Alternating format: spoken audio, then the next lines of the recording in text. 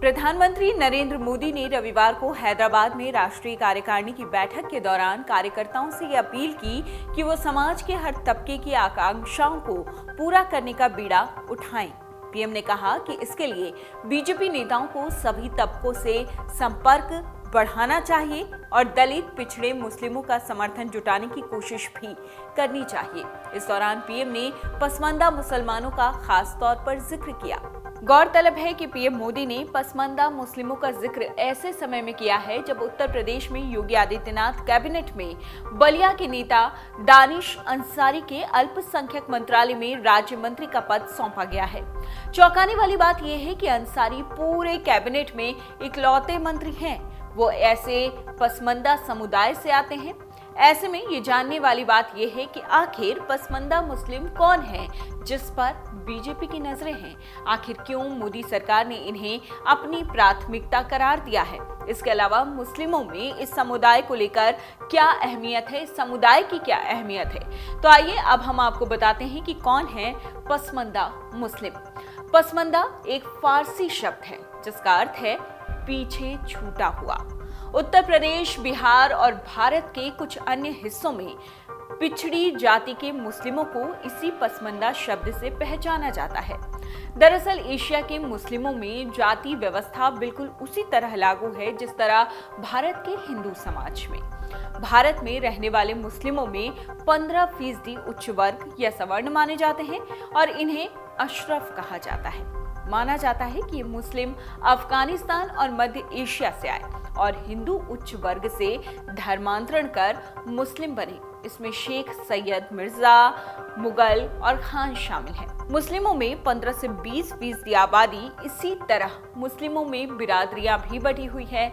जैसे सैयद बिरादरी को सवर्णों में हिंदू की ब्राह्मण जाति जैसा स्तर मिला हुआ है, लेकिन इसके अलावा बाकी बचे हुए 85% अर्जाल और अजलाफ यानी दलित और पिछड़ी जाति के ही माने जाते हैं। अर्जाल वो मुस्लिम कहे जाते हैं जो पिछड़ी जातियों के हिंदू धर्म बदलकर मुस्लिम बने हैं। इन्हें मुस्लिमों में सबसे पिछड़ा और कमजोर तबका कहा जाता है। पसमानदा शब्द को मुस्लिमों ने 1998 में अपनाया था और इस कदम की वजह सवर्ण जाति के मुस्लिमों यानी अशरफों का विरोध करना था। भारत में पसमानदा आंदोलन 100 साल पुराना है। पिछली सदी के दूसरे दशक में मुस्लिम पसमानदा आंदोलन खड़ा हुआ था। अब आपको बताते हैं कि कब से उठ रहा है पसमानदा मुसलमानों का पूरा मुद्दा। भारत में 90 के दशक के अंत में पसमानदा मुसलमानों के हक की आवाज उठाने वाले 2 संगठन खड़े हुए थे। ये थे ऑल इंडिया यूनाइटेड मुस्लिम मोर्चा, जिसके नेता एजाज अली थे। इसके अलावा पटना के अली अनवर ने ऑल इंडिया पसमानदा मुस्लिम महज नाम का एक संगठन खड़ा किया था। ये दोनों संगठन देश भर में पसमानदा मुस्लिमों के तमाम छोटे संगठनों की अगुवाई करते हैं। हालांकि दोनों को ही मुस्लिम धार्मिक नेता गैर इस्लामी करार देते हैं। पसमानदा मुस्लिमों के तमाम छोटे संगठन उत्तर प्रदेश, बिहार, झारखंड और पश्चिम बंगाल में ज्यादा मिल जाएंगे। आइए अब हम आपको बताते हैं कि बीजेपी कैसे उठा सकती है पसमानदा मुसलमानों का फायदा। बीजेपी आगामी चुनाव में जीत को पाने के लिए प्रधानमंत्री नरेंद्र मोदी के सुझाव के मुताबिक अलग अलग राज्य में अपने पक्ष में नई सोशल इंजीनियरिंग की तैयारी कर रही है। इस क्रम में राज्य में उन जातियों और वर्गों को साधने की रणनीति बन रही है जिससे जुड़े अधिकांश मतदाता अब तक पार्टी से दूर रहे हैं। दरअसल राष्ट्रीय कार्यकारिणी की बैठक में पीएम ने बीजेपी को अजेय बनाने के लिए विभिन्न सामाजिक समीकरणों के साथ और अधिक नए प्रयोग करने का सुझाव दिया है और खास तौर पर उत्तर प्रदेश में पसमानदा मुसलमानों के बीच पैठ बनाने का सुझाव दिया है।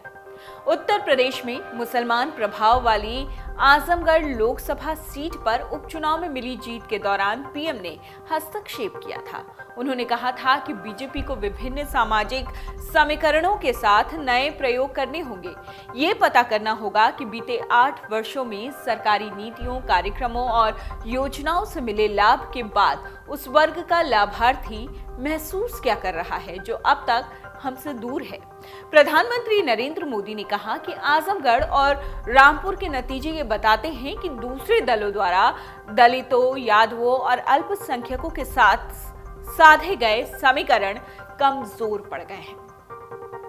अब आप ये जान लीजिए कि पसमानदा मुस्लिमों पर ही बीजेपी की नजर क्यों है, क्यों बीजेपी उन्हें लेकर इस तरह की बयानबाजियां तो कर रही है, एक प्लान तैयार किया है, और क्यों पसमानदा मुसलमान अब बीजेपी की नजरों में है। प्रधानमंत्री नरेंद्र मोदी ने कहा था कि उत्तर प्रदेश के लिए चुनावी नतीजे और विभिन्न स्रोतों से मिली जानकारी के आधार पर वैज्ञानिक विश्लेषण की जरूरत है। इस क्रम में राज्य में पसमानदा मुसलमानों पर ध्यान केंद्रित किया जा सकता है। दूसरे दलों से जुड़े उन वर्गों पर भी ध्यान देने की जरूरत है जिनका संबंधित दलों से आकर्षण कम हुआ है। प्रधानमंत्री नरेंद्र मोदी ने कहा कि नए सामाजिक समीकरणों के साथ और प्रयोग करने की जरूरत है, जिससे पार्टी के समर्थन का दायरा और भी ज्यादा बढ़े। डाउनलोड करें अमर उजाला ऐप और पाएं खबरें लगातार। अगर आप ये वीडियो YouTube पर देख रहे हैं तो हमारे चैनल को सब्सक्राइब करें और बेल आइकन को दबाना ना भूलें। अगर आप Facebook पर ये वीडियो देख रहे हैं तो हमारे पेज को लाइक करें।